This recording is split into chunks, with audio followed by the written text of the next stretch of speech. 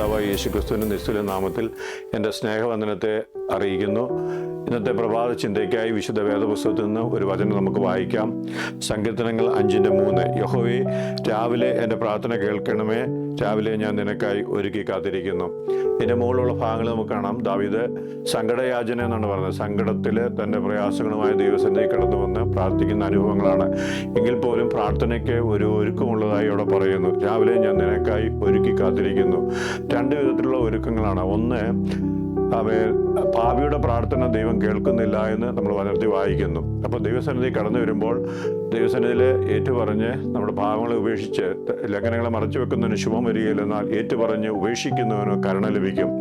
പകൽക്കാലം രാവിലെ സമയം ദൈവസന്നിധി കടന്നു വരുമ്പോൾ നമ്മളെ തന്നെ കാണുവാന്, നമ്മളെ ഒരുങ്ങുവാന്, ദൈവസന്നിധി പ്രാഗൽഭ്യത്തോട് ദൈവത്തോട് പ്രാർത്ഥിപ്പാന് ദൈവമായ കർത്താവ് സഹായിക്കട്ടെ. രണ്ട്, പ്രാർത്ഥിക്കുക മാത്രമല്ല, ദൈവവചനം പറയുന്നു ദൈവത്തിൻ്റെ അടുക്കൽ വരുന്നു, ദൈവം ഉണ്ടെന്നും തൻ്റെ പ്രാർത്ഥന കേൾക്കുന്നെന്നും അതിന് മറുപടി നൽകുന്നെന്നും വിശ്വസിക്കേണ്ടതല്ലയോ? അപ്പോൾ നമ്മളൊരു വിശ്വാസത്തോടു കൂടി വേണം പ്രാർത്ഥിക്കുവാൻ.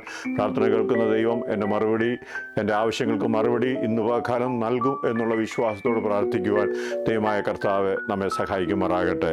ആമേൻ, സ്തോത്രം. ഉൽപ്പത്തി പുസ്തകം 22-3 വാക്യത്തിലൊക്കെ വരുമ്പോൾ അബ്രഹാം തൻ്റെ മകനുമായി യാഗം കഴിക്കാൻ പോകുന്ന അനുഭവങ്ങൾ കാണുവാൻ സാധിക്കുന്നു. അവിടെയും കാണുന്നു, അതികാലത്തെ എഴുന്നേറ്റ് കഴുതയ്ക്ക് കോപ്പിട്ട് വിറക് കീറി ഒരുക്കി പ്രിയപ്പെട്ടവരുമായിട്ട് യാഗത്തിനായി കടന്നു പോകുന്ന അബ്രഹാമിനെ കാണുവാൻ സാധിക്കും. ദൈവം ചോദിച്ചത് പ്രയാസമുള്ള കാര്യമാണെങ്കിലും മനസ്സിൽ പ്രയാസം കൂടാതെ, ഭാരം കൂടാതെ, ഒരു ഒരുക്കത്തോടെ, പ്രിപ്പറേഷനോടുകൂടി താൻ പൈതലുമായി അധികാലത്തെ ആരാധനയ്ക്കായി യാഗത്തിനായി കടന്നു പോകുന്നതായി കാണുവാൻ സാധിക്കും.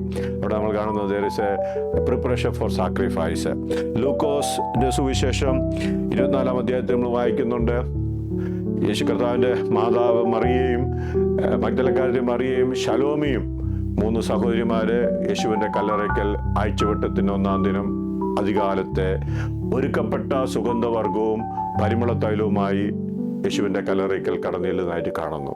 പ്രിയ സഹോദരിമാരെ, കർത്താവിനെ കാണുവാൻ വളരെ ഒരുക്കത്തോടെ വിലയേറിയ തൈലവുമായിട്ട് കടന്നു പോകുന്നത് കാണുവാൻ സാധിക്കുന്നു.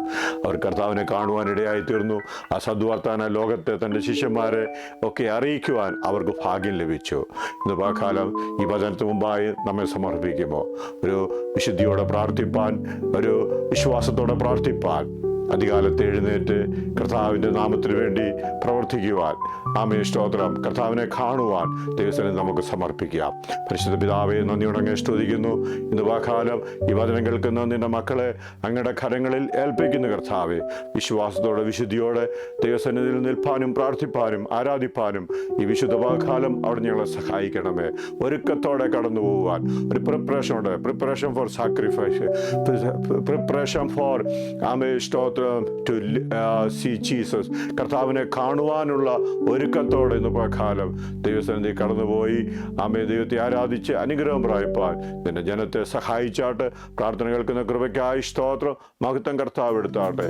യേശു കർത്താവിൻ്റെ ധന്യമുള്ള നാമത്തിൽ അപേക്ഷിക്കുന്നു. കൃപയുടെ കേൾക്കണം സ്വർഗ്ഗപിതാവേ. ആമേൻ.